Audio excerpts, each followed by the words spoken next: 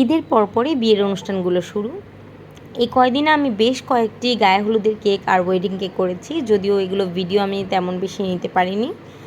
তো আজকে আমি দুটি কেক করছি, দুটি কেক 2 পাউন্ড করে। তো প্রথম যে কেকটি করছি এটি কিন্তু চকলেট ভ্যানিলা মিক্স ফ্লেভার, মানে এক লেয়ারে চকলেট হবে আর এক লেয়ারে ভ্যানিলা হবে। তো আমি ঠিক এভাবে ক্রিম করে দিচ্ছি। আরেকটি কেক চকলেট কেক ছিল, তো আমি ওইটার ভিডিওতে অ্যাড করিনি। এরপর আমি চলে যাবো ডেকোরেশনে।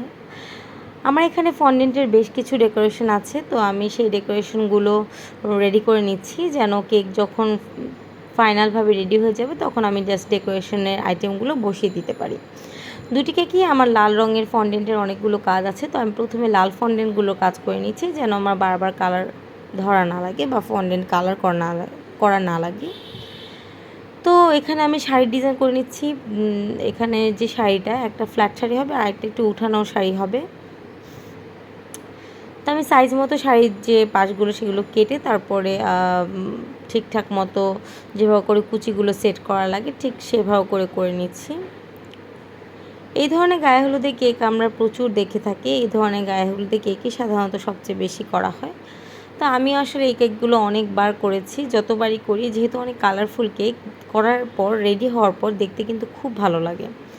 তা আমি এইখানে আরও 2টা ডালা করে নিচ্ছি, ডালার পাশে যে বর্ডার হবে সেটাও দিয়ে নিচ্ছি। এরপরে কিন্তু আমি সবুজ কালারের ফন্ডেন্ট দিয়ে কাজ করছি। আমি সবসময় চেষ্টা করি যে ফন্ডেন্টের কালারগুলো মেনটেন করে একবারে যে কালারগুলো কাজ আছে সেগুলো শেষ করে ফেলা, এতে করে কাজ অনেকটা গুছানো আর সহজ হয়ে যায়। তো আমি এটারও বর্ডার দিয়ে নিচ্ছি। বর্ডার দিয়ে তারপর এটা এক সাইডে রেখে এরপর আমি কিছু পানের কাটিংয়ে পান কেটে নিচ্ছি, যেন ডালাগুলোতে আমি সেট করে দিতে পারি। যদিও পানের কাটিংগুলো না আমার খুব বেশি ভালো হয়নি, আমি খুব তাড়াহুড়া করছিলাম, পরে আমি আবার করেছি যেহেতু প্রথমবার ভালো হয়নি। এরপর আমি কেকটাকে ক্রিম করে দিচ্ছি। রেস্টে রেখে আমি কিছুক্ষণ ক্রাম কোট করে রেখেছিলাম, এরপর বের করে আমি আবার ক্রিম করে দিচ্ছি। কেকের পাশে একটা জিগজ্যাগ প্যাটার্ন হবে, তো ওইটা আমি দিয়ে নিচ্ছি। আরেকটা কেক কিন্তু একদম প্লেন হবে, তো ওইটা আমি প্লেনই করে নিব। ওইটার মধ্যে আমি জাস্ট বাটার ক্রিম দিয়ে নাইস একটা ফিনিশিং, খুব সুন্দর একটা ফিনিশিং যেন আসে সেটা আমি দেখব। আমি এখন কাজটি করছি, মানে গতকাল আমার কাজটি করা হয়েছে। তো কালকে অনেক গরম ছিল, এই গরমে কেকের কাজ করা আসলেই খুব টাফ। তারপর আলহামদুলিল্লাহ ডেলিভারিগুলো ঠিক মতো হচ্ছে, এটাও একটা শান্তি।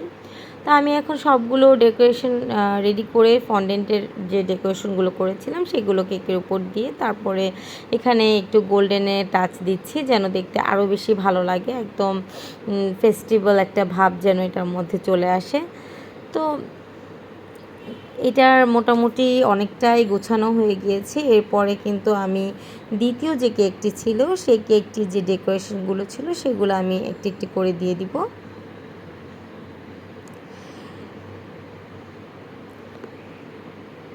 এরপর আমি এটার মধ্যে কিছু গোল্ডেন সুগার বল দিয়ে নিচ্ছি যেন আরও ভালো লাগে। এটা কিন্তু ছবিতে ছিল না, কিন্তু আমার কাছে মনে হচ্ছিলো যে এটা অ্যাড করলেও ভালো হবে। তো যাই হোক, এখন আমি দ্বিতীয় কেকটি ধরে ফেলেছি, এটার নিচে একটা বর্ডার হবে, আমি বর্ডারটা দিয়ে নিচ্ছি। এরপর এখানে যে ডেকোরেশন আইটেমগুলো আছে সেগুলো আমি দিয়ে নিচ্ছিলাম। এখানে এই হোয়াইট যে কালারটার কুলা এবং পাটিটা আছে এটা কিন্তু সিলভার কালারে হওয়ার দরকার ছিল, কিন্তু আমি আসলে সিলভার কালার অ্যাভেলেবেল পাচ্ছিলাম না, তাই আমি জাস্ট একটু ব্ল্যাক কালার মিশিয়ে একটা অ্যাশ টোনে আনার চেষ্টা করেছি। তো আমি দেখেছি যে আমার রেফারেন্স পিকচারের সাথে অনেকটাই মিলে যাচ্ছিলো। শাইনটা ছিল না, কিন্তু সব কিছুর পর দেখতে ভালো লাগছিলো। তো আমি ঠিক এভাবেই করে নিচ্ছি। আর এখানে কিছু গোল্ডেনের টাচ আছে, আমি তো গোল্ডেন দিয়ে তারপরে কেকটা যে ফাইনাল ফিনিশিং লুক সেটা আনার চেষ্টা করছি। তো দুটো কেক কিন্তু আমার অলমোস্ট রেডি হয়ে গিয়েছে। আমি আশা করছি আমার আজকের ভিডিওটি আপনাদের ভালো লেগেছে। সবাই ভালো থাকবেন, সুস্থ থাকবেন। আল্লাহ হাফেজ।